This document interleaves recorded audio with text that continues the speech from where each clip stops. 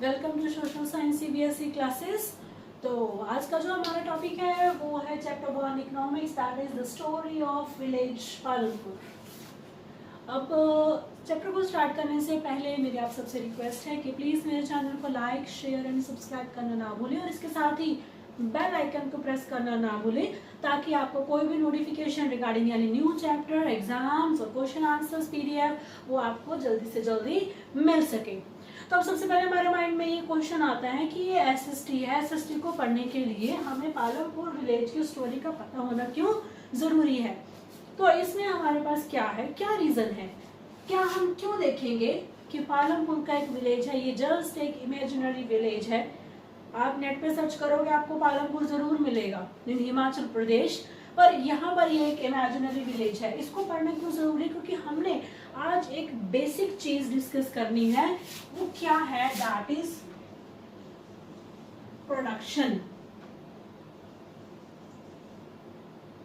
हमने प्रोडक्शन देखनी है किसकी, गुड्स और सर्विसेज की, और इसके साथ ही हमने देखना है कि इसकी सेल कैसे होगी।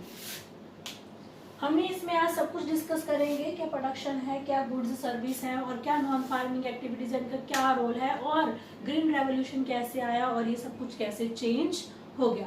तो अब हम क्या करते हैं, अपना चैप्टर स्टार्ट करते हैं विलेज पालमपुर। तो इसमें हम सबसे पहले जानेंगे कि विलेज पालमपुर क्या है। Village Palampur is a small village, about 450 families live here. यहाँ पर सिर्फ नियर अबाउट 450 फैमिलीज रहती हैं।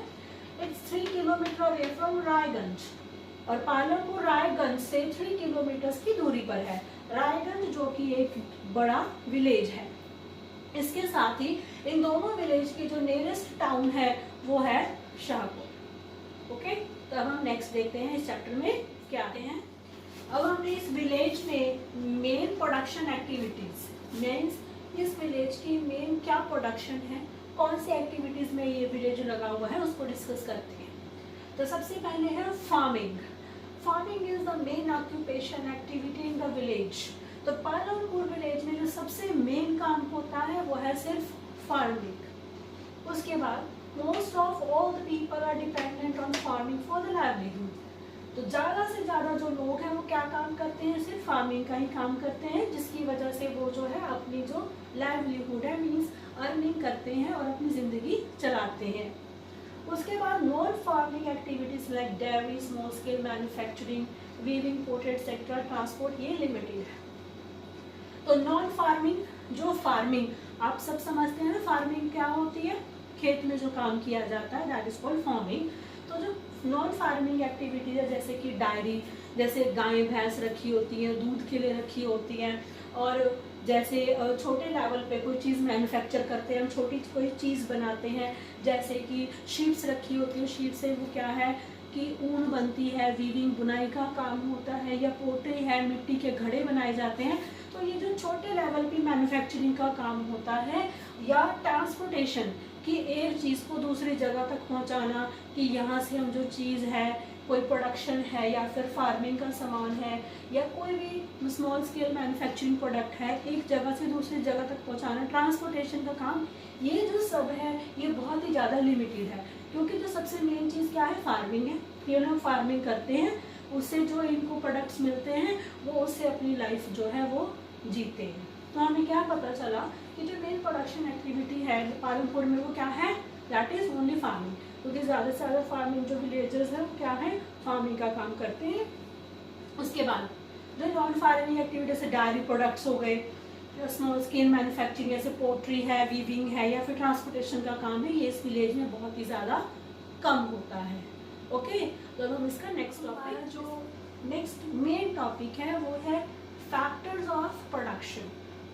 मीन्स प्रोडक्शन के लिए किस किस चीज़ की ज़रूरत है, या फिर आप कह सकते हैं requirements for production for goods and services. जो हमने अब हम विलेज के बारे में पढ़ रहे हैं, तो विलेज में ज़्यादा हमने फार्मिंग देखी है कि मेन काम वहाँ पे फार्मिंग है, या फिर स्मॉल स्केल मैन्युफैक्चरिंग का काम जैसे वीविंग या पोइट्री या ट्रांसपोर्टेशन का बहुत छोटे लेवल पर है।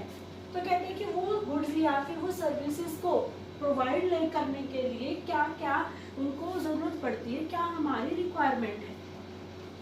तो सबसे पहले हमने देखना कि पहला क्या हमारे पास है, land, labour and capital R basic requirements for production of goods and services.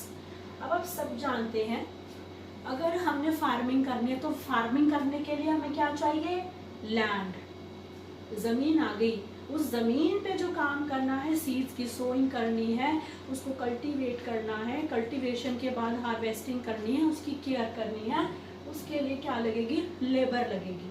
चाहे वो हम खुद करें या फिर कोई और करे तो उसमें आएगा लेबर। उसके बाद capital, capital means money, capital का मीन होता है मनी। तो अगर मनी है तभी हमने लैंड बाय किया, अगर सपोज लैंड तो हमारे पास है, अगर मनी है तभी हम सीड्स खरीद पाएंगे, या फिर हमें अगर कोई लेबर की ज़रूरत है तभी हम उसको खरीद सकते हैं। तो ये तीन चीज़ें बहुत ज़्यादा ज़रूरी हैं किसके लिए, कोई भी गुड्स या कोई प्रोडक्ट बनाने के लिए, किसी भी तरह की सर्विस को लेने के लिए। अब हमने पिछले जो टॉपिक में विलेज पालनपुर में क्या देखा था कि प्रोडक्शन में साथ साथ जो ट्रांसपोर्टेशन तो हो रही है, चाहे थोड़ी हो रही है, तो चाहे वो किसी भी मीन्स के थ्रू हो रही है, चाहे वो किसी ट्रक के थ्रू है, वो अपना मटेरियल सप्लाई करते हैं, तो वो ट्रक वाला आता है तो उसको क्या देते हैं, वो कैपिटल। तो ये बहुत ज़रूरी है, कोई भी गुड बनाए या फिर कोई सर्विस किसी को दे रहे हैं या सर्विस हम किसी से ले रहे हैं, तो उसके लिए मनी ज़रूरी है। विच आर पॉपुलरली क्या कहते हैं उसको, फैक्टर्स ऑफ प्रोडक्शन। तो यही जो मेन फैक्टर्स हैं वो है लैंड, लेबर एंड कैपिटल। उसके बाद land includes all free gifts. तो लैंड के साथ आपको फ्री गिफ्ट्स क्या मिले हैं, क्योंकि नेचर ने आपको क्या फ्री दे दिया, सॉइल फ्री मिली है, हमने सॉइल नहीं बनाई। वाटर हमको नेचर ने गिफ्ट दिया है, फॉरेस्ट है और मिनरल्स हैं, ये सब नेचर ने हमें फ्री में गिफ्ट दिए हैं। और उसके साथ हम लेबर को यूज़ करके क्या करते हैं, गुड्स बनाते हैं, और मनी और साथ में यूज होती है, तो गुड्स और सर्विस हम दोनों प्रोवाइड करते हैं। ओके, अब हम इसके आगे फैक्टर, तो अब नेक्स्ट जो हमारे पास फैक्टर्स हैं वो क्या है, तो अब हम जो 4th नंबर पे डिस्कस करने जा रहे हैं वो है that labour means human effort. तो इससे पहले हमने क्या डिस्कस किया है कि जो बेसिक हमारी रिक्वायरमेंट है गुड्स या सर्विस के लिए वो है लैंड, लेबर एंड कैपिटल। ठीक है, तो अब हमने लैंड के बारे में क्या देखा कि हमें जो लैंड है उसमें सारे नेचर ने फ्री गिफ्ट्स दिए हैं। अब लेबर क्या चीज़ है, labour means human effort. Labour क्या है, ह्यूमन एफर्ट है, which of course includes physical as well as mental labour. अब मैं आपको ये समझाती हूँ कि लेबर का मतलब सिर्फ ये नहीं है कि हम ब्रिक्स या ईंट उठा रहे हैं या फिर कोई बिल्डिंग बना रहे हैं। फिजिकल लेबर में आपका कोई भी वर्क है, चाहे वो आप फिजिकल जो हम अपने हाथ पैरों से काम कर रहे हैं, फार्मिंग में जो सारा काम करते हैं वो फिजिकल होता है, राइट। अब उसके साथ साथ फिजिकल के साथ साथ कौन सा लेबर है, मेंटल लेबर। मेंटल लेबर होता है जब हम अपना माइंड यूज़ करते हैं किसी चीज़ के लिए। सपोज करो अगर हम फार्मिंग का काम करें, हम घर में भी कोई प्लांट लगाते हैं तो उसमें भी हम मेंटल लेबर यूज़ करते हैं फिजिकल के साथ। क्यों, हमारे माइंड में वो चीज़ होती है कि उस प्लांट को हमें पानी देना है, कितना पानी देना है। कुछ प्लांट्स होते हैं जिसमें को हम डेली पानी नहीं दे सकते, डेली वाटरिंग नहीं होती उसमें। इसी तरह जो लेबर है वो क्या है, ह्यूमन का एफर्ट है, हम लोगों का कोई ना कोई काम है जिसमें क्या आ जाती है, physical as well as mental labour. अब एक सब्जेक्ट है मैथमेटिक्स, मैथमेटिक्स में हम कौन सी लेबर यूज़ करते हैं, दैट इज मेंटल और फिजिकल। मेंटल ज़्यादा यूज़ होती है और फिजिकल कम यूज़ होती है। ओके, उसके बाद है फिजिकल कैपिटल। अब ये आप लोगे कैपिटल तो मैम ने मनी बताया था, अब कौन सी है, फिजिकल कैपिटल है, is the third requirement for production. अब क्या होती है physical capital, physical capital include fixed capital. Suppose अगर आप कोई चीज़ बाय करते हो, कोई भी चीज़ आप बाय कर रहे हो तो कि मिनिमम रुपीज़ में, थाउजेंड्स में हो सकती है, राइट। तो मनी क्या है, फिक्स है। अब आपने एक मशीन खरीदनी है, आप सबके घर में वॉशिंग मशीन होगी, राइट, बहुत तरह की अगर मशीन है, कोई भी मशीन हो सकती है आपके घर में, तो वो क्या है, फिक्स प्राइस होता है उनका, फिक्स प्राइस क्या ये नहीं है, ये आप ये मत समझना इस चीज़ से कि उस शॉप पे इतना प्राइस है, सेकंड पे चेंज है। मींस इसका जो प्राइस है वो फ्लक्चुएट कर सकता है थोड़ा सा, पर इनके जो प्राइस है वो फिक्स रहेंगे। अगर आपने इसको एक बार इस चीज़ को, कोई भी मशीन को ख़रीदा है, सपोज करो अगर वो कितने की आई है, 1 लाख की आई है, तो सेकेंड टाइम अगर आप उसको ख़रीदने जाओगे तो मे बी आपको नियर अबाउट 1 लाख या अबव 1 लाख मिलेगी। कोई टूल है, टूल किट्स खरीद रहे हैं, फार्मिंग के लिए अलग अलग हमें टूल्स चाहिए होते हैं। जब हम घर में प्लांटेशन गार्डनिंग करते हैं उसके अलग अलग टूल्स होते हैं, राइट। बिल्डिंग बनानी है, कोई हम घर बनाते हैं, तो ये फिक्स्ड कैपिटल है जिसको बोलते हैं फिजिकल कैपिटल। हमें दिखाई देता है ना, कोई चीज़ खरीद के लेके आते हैं, अगर आप मशीन लेके आए तो वो फिजिकल कैपिटल है, जो मनी है आपने किसी चीज़ के ऊपर खर्च कर दी, राइट। तो वो क्या है, physical capital. And raw material, तो वही चीज़ आ गई, हमने सीड्स हैं, तो सीड क्या है, वो हमने कैपिटल मनी ज़रूर खर्च की है, पर जो सीड अपने आप में क्या है, एक फिजिकल कैपिटल है। फॉर फार्मर के लिए फिजिकल कैपिटल सीड है। और यान हम बोलते हैं, या तो आपको सिर्फ ऊन का जो गोला होता है उसको बोल सकते हैं, या फिर यान हम थ्रेड के लिए भी यूज़ करते हैं। तो वीवर्स है, जिसे बुनाई का काम करना है, उसके लिए जो फिजिकल कैपिटल है वो यान है। अब मैं आपको पढ़ा रही हूँ, तो मेरे लिए फिजिकल कैपिटल क्या है, ये पेन है, ये बोर्ड है, राइट। तो हर चीज़ के लिए फिजिकल कैपिटल होता है। आई होप आपको ये क्लियर हो गया। तो इसके बाद हम अपना नेक्स्ट टॉपिक, अब हमारा जो नेक्स्ट टॉपिक है that is important changes in farm activities, कि फार्मिंग की एक्टिविटीज़ में क्या जो है चेंजेस आई हैं, इंपॉर्टेंट चेंजेस आई हैं। तो सबसे पहले हम देखते हैं that land area under cultivation is virtually fixed, however some wasteland in India have been converted into cultivable land after 1960s। तो इसमें क्या बताया गया है कि जो कोई लैंड है, फार्मिंग के लिए लैंड हमने रखा हुआ है, वो वर्चुअली क्या होगा, फिक्स होगा।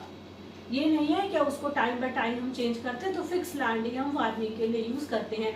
अब एग्जांपल के तौर पे दैट हम क्या करते हैं, घर में रह रहे हैं, राइट, हम या फिर किसी लैंड का यूज़ कर रहे हैं, किसी भी चीज़ के लिए यूज़ कर रहे हैं, चाहे वहाँ पे इंडस्ट्री है, चाहे कोई कुछ भी तरह से हम उस लैंड पे काम कर रहे हैं, तो वो फिक्स है। ये नहीं है कि आज मैंने उस लैंड पे काम किया, हफ्ते बाद या वीक आफ्टर द वीक उसको चेंज कर दिया, उसको सेल कर दिया, न्यू ले लिया। नो, जब हम कोई भी चीज़ अगर खरीदते हैं तो उसको कुछ समय के लिए फिक्स्ड पर्पस पे यूज़ करते हैं। तो इसी तरह कहते हैं जो लैंड एरिया है कल्टीवेशन के लिए जब वो यूज़ होता है, वो ज़्यादातर क्या होता है, फिक्स होता है। और ये कहा गया है कि कुछ वेस्ट लैंड्स थे जो हमारे इंडिया में, उसको भी कन्वर्ट कर दिया गया किसमें, कल्टीवेबल लैंड में, ताकि हम वेस्ट लैंड से भी ज़्यादा से ज़्यादा प्रोडक्शन कर सकें। क्या हुआ कि कुछ वेस्ट लैंड से इंडिया में उनको भी बदलकर हमने कल्टीवेबल लैंड में कन्वर्ट कर दिया। कब, आफ्टर 1960s। आफ्टर 1960s हमने मॉडर्न मेथड है फार्मिंग के वो अपनाए।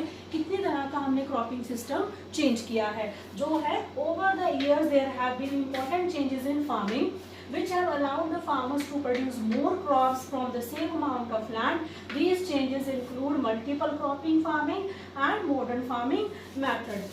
तो इस पॉइंट में क्या कहा गया है कि जैसे जैसे ईयर पास हुआ तो उसके साथ उन्होंने क्या कहा है कि फार्मर्स के लिए भी एक न्यू इम्पॉर्टेंट चेंज आ गया। क्या चेंज आया, अब वो एक ही लैंड के ऊपर कई तरीके की क्रॉप्स उगा सकते थे। कैसे उगा सकते थे, ज़्यादा प्रोड्यूस कर सकते थे। क्या मेथड उन्होंने यूज़ किया, that is multiple cropping farming. Multiple means ज़्यादा, मतलब एक ही लैंड के ऊपर उन्होंने अलग अलग तरह की क्रॉप्स उगा दी। अब उनको ज़्यादा फायदा होना स्टार्ट हो गया, वो प्रोड्यूस भी ज़्यादा करते थे, डिफरेंट वैरायटीज प्रोड्यूस करते थे और ज़्यादा अर्न करते थे। और उसके साथ उन्होंने क्या चीज़ यूज़ की, मॉडर्न मेथड्स। मॉडर्न मेथड्स हमारे कौन कौन से होते हैं, जैसे कि हमें पता है कि पेस्टिसाइड्स, फर्टिलाइजर्स, मैन्योर्स हैं, कितनी तरीके के जो हैं हम different types of modern facilities use करते हैं। किस में यूज़ करते हैं, हमारी अब फार्मिंग में। तो हम देखेंगे कि आफ्टर 1960s हमारा जो सारा फार्मिंग का सिस्टम है, एक्टिविटीज़ हैं, वो बिल्कुल ही क्या हो गई हैं, चेंज हो गई हैं। अब हम आगे देखते हैं क्या चेंजेस आई। अब हम हमारी जो इम्पोर्टेंट चेंजेस आने के बाद उसका क्या इफेक्ट हुआ है, क्या उस चेंजेस से और चेंजेस आई हैं, अब हम वो डिस्कस करेंगे। जैसे कि हमें पता है कि हमने दो इम्पॉर्टेंट चीज़ पढ़ी है कि क्या आई थी, मल्टी क्रॉपिंग फार्मिंग और मॉडर्न फार्मिंग मेथड्स। तो उन चेंजेस की वजह से क्या हुआ कि प्रोडक्टिविटी थी जो लैंड की वो बढ़ गई, प्रोडक्शन हमें पता है कि ज़्यादा हो गई, और उसके साथ क्या हुआ, उसको क्या कहा गया, ग्रीन रेवोल्यूशन। जब प्रोडक्शन बढ़ गई तो प्रोडक्शन बढ़ने से क्या हुआ, प्रोडक्शन की हमें वैल्यू मिली, तो उसको क्या कहा गया, ग्रीन रेवोल्यूशन। प्लीज हमने लैंड को, वेस्ट लैंड को कल्टीवेट कर दिया तो क्या है, ग्रीन ग्रीन हो गया सब कुछ, इसलिए इसको कहा जाता है ग्रीन रेवोल्यूशन। फार्मर्स थे जो पंजाब, हरियाणा, वेस्टर्न उत्तर प्रदेश के, ये फर्स्ट थे जिन्होंने ट्राई की थी modern farming method in India. Means कहाँ पर ग्रीन रेवोल्यूशन सबसे ज़्यादा हमें देखने को मिली, that is Punjab, Haryana and western Uttar Pradesh. तो ग्रीन रेवोल्यूशन क्या है कि जब प्रोडक्टिविटी थी जो लैंड से वो इंक्रीज हो गई तो उसको कहा जाने लग गया green revolution. Okay, I hope आपको ये क्लियर हो गया है। तब हम नेक्स्ट देखते हैं स्टूडेंट्स। जैसे कि अब हमने क्या देखा कि जो लैंड है वो तो बिल्कुल चेंज हो गया, क्यों, प्रोडक्शन ज़्यादा हुई, ग्रीन रेवोल्यूशन आ गया जिसने कि बहुत ज़्यादा हम लोगों को फ़ायदा दिया क्योंकि प्रोडक्शन इंक्रीज होनी स्टार्ट हो गई थी। तो अब उस चीज़ ने लेबर के ऊपर क्या इफेक्ट डाला वो देखते हैं। जैसे कि हमने पहले ऑलरेडी डिस्कस कर लिया है कि लैंड, लेबर एंड कैपिटल ये बेसिक रिक्वायरमेंट है किसी भी प्रोडक्शन के लिए। तो कहते हैं कि after land labour is the basic factor. अब लैंड है ना, तो हमें क्या करनी है, मैंने पहले समझाया था, लेबर चाहिए किसके लिए, हमारा बेसिक फैक्टर है प्रोडक्शन के लिए। अगर लैंड है तो हमें लेबर चाहिए ताकि हम प्रोडक्शन का काम कर सकें। तो ये चेंजेस आने के बाद क्या हुआ, जो स्मॉल फार्मर्स थे प्रोवाइड देयर ओन लेबर। वो स्मॉल फार्मर्स थे जो इनके पास जो लैंड है वो कम था, छोटे थे, वो अपनी ही लैंड पे लेबर का काम करते थे। पर जहाँ पर देखा जाए कि बड़े और जो मीडियम फार्मर्स थे जिनके पास ज़्यादा लैंड्स थे या ठीक है एवरेज मीडियम थे, उन्होंने लेबर को हायर करना शुरू कर दिया किसके लिए, to work on their fields. Means कि उन्होंने अपने आप में ही प्रोडक्शन को बढ़ाना शुरू कर दिया। कौन से अलग अलग जो हमने मेथड्स डिस्कस किए थे, टू क्या चेंजेस आई थी, that is multiple cropping farming and the second one is the use of modern farming methods. तो यही चीज़ हमने देखी है कि लेबर को भी उसने क्या कर दिया, इफेक्ट कर दिया। क्योंकि शुरू में ये लोग क्या है, पालनपुर में सिर्फ वो अपने लिए आप ही खुद ही अपने लैंड में काम करते थे और सिर्फ अपनी अर्निंग किया करते थे और ट्रांसपोर्टेशन का काम भी कम था। अब जैसे कि ग्रीन रेवोल्यूशन आई तो लेबर भी बाहर से हायर होने लगे और जो स्मॉल फार्मर्स थे वो अपने लेबर का काम खुद करके अच्छा अर्न करने लगे और जो लार्ज और मीडियम फार्मर्स थे वो लेबर को हायर करके अपनी फील्ड पे काम करवाते और अच्छा अर्न करने लगे। ओके, अब हमने लेबर के साथ ये देखना है कि कैपिटल में भी क्या बदलाव आया। अब हम देखेंगे कि कैपिटल के ऊपर क्या इम्पैक्ट आया, क्या इफेक्ट हुआ कैपिटल के ऊपर। आफ्टर लैंड हमें पता है लैंड चाहिए तो वो हमें नेचुरल गिफ्ट मिला है, उसके बाद हमें लेबर चाहिए क्योंकि लेबर है लैंड के ऊपर काम करेगी। पर लेबर कहाँ से आएगी, लेबर ने क्या चीज़ें लेनी है, कोई भी अगर उसको सामान चाहिए तो वो कहाँ से आएगा, कैपिटल से आएगा। तो capital is another basic factor of production, ये मैंने आपको स्टार्टिंग में ही बता दिया था। अब क्या हमने लास्ट में क्या देखा है कि स्मॉल और बिग या मीडियम जो फार्मर्स थे वो क्या करते थे, लेबर को हायर करके अपना काम करवाने लगे। अब यहाँ आती है बात कैपिटल और मनी की कि जो हर कैटेगरी के फार्मर्स थे उनको क्या चाहिए, कैपिटल चाहिए। क्योंकि चाहे वो लार्ज है, चाहे मीडियम है, चाहे स्मॉल फार्मर्स है, वो सबको क्या चाहिए, पैसा चाहिए। अगर उनके पास पैसा होगा तभी वो लेबर लाएंगे, तभी वो सीड्स ला सकते हैं, फिजिकल कैपिटल तभी आएगा, तभी वो अपने लैंड पर क्या है काम कर सकते हैं। तो स्मॉल फार्मर्स क्या किया करते कि वो बड़े फार्मर से या मनी लैंडर से या ट्रेडर से क्या करते थे, पैसा लेते थे। पैसा लेकर वो क्या करते थे कि अपनी लैंड के लिए जो उनको मटेरियल चाहिए वो बाय किया करते थे। और यही मेंबर्स हैं चाहे ट्रेडर थे, मनी लैंडर या बिग फार्मर्स, ये स्मॉल फार्मर्स को क्या देते थे, हर तरीके की हेल्प, तो जो उनकी कल्टीवेशन में हेल्प करती थी वो हर तरीके के इनको वेरियस इनपुट्स प्रोवाइड किया करते थे ताकि जो स्मॉल फार्मर्स हैं वो अच्छी प्रोडक्शन कर सकें। क्यों?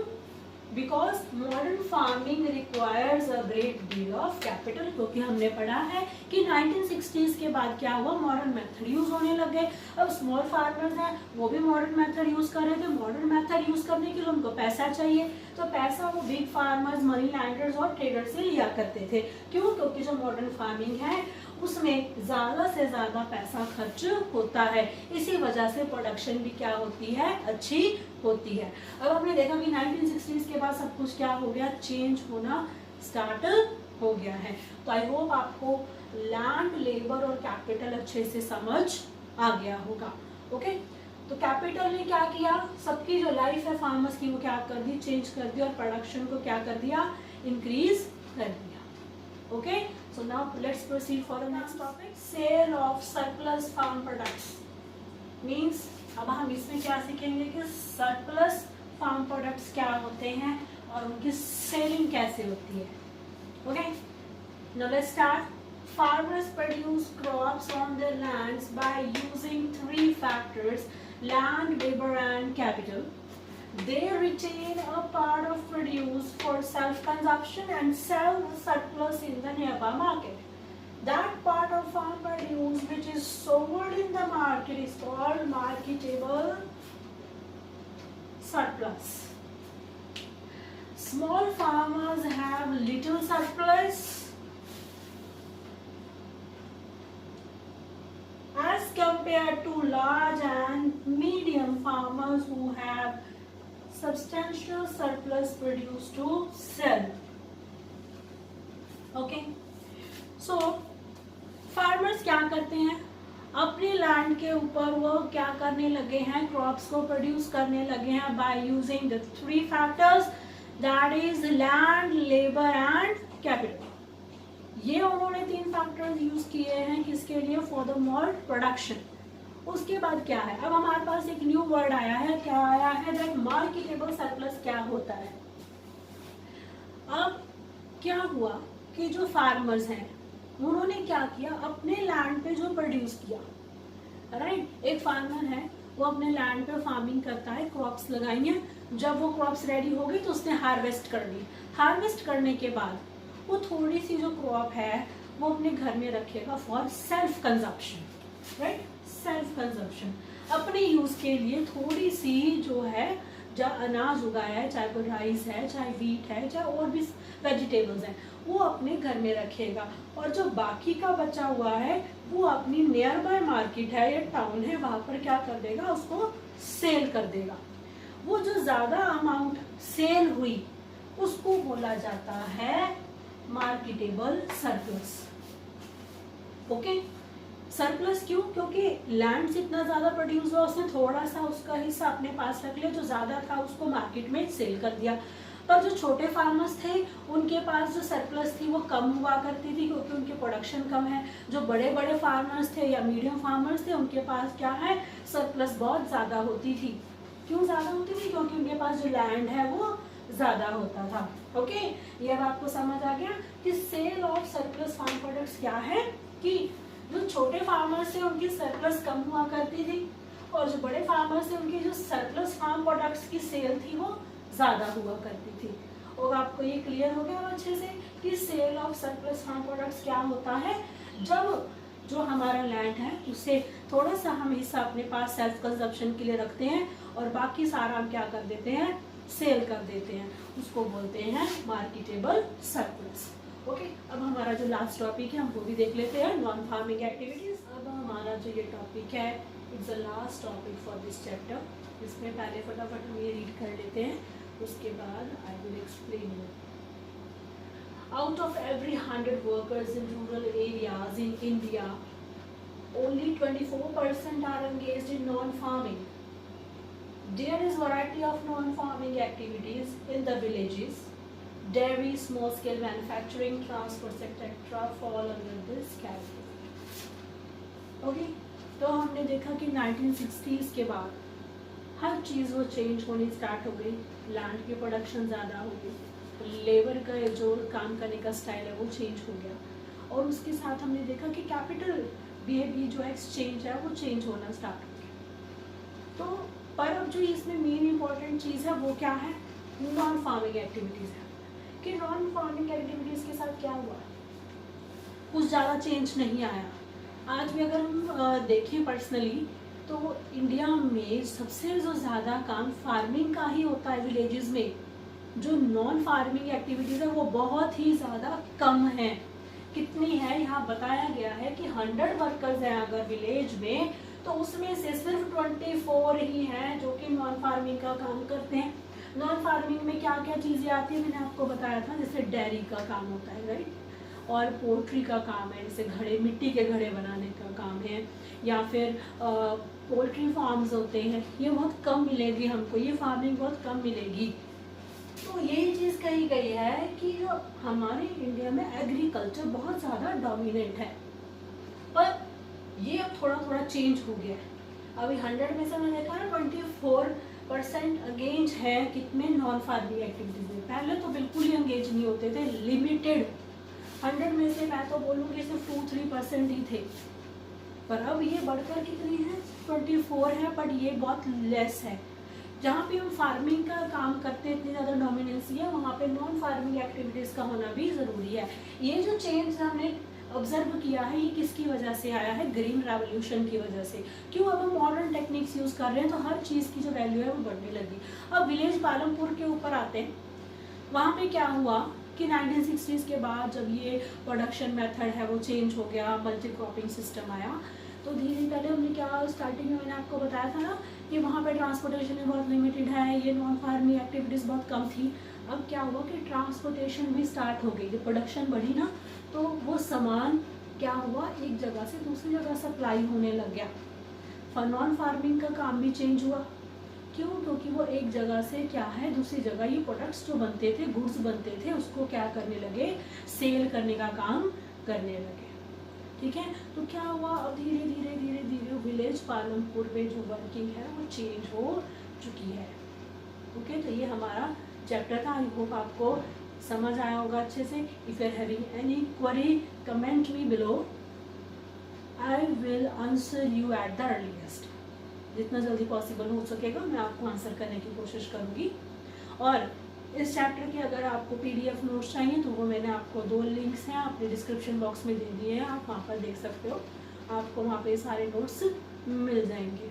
ओके, तो ख़त्म करने से पहले I request you all to please like, share and subscribe my channel.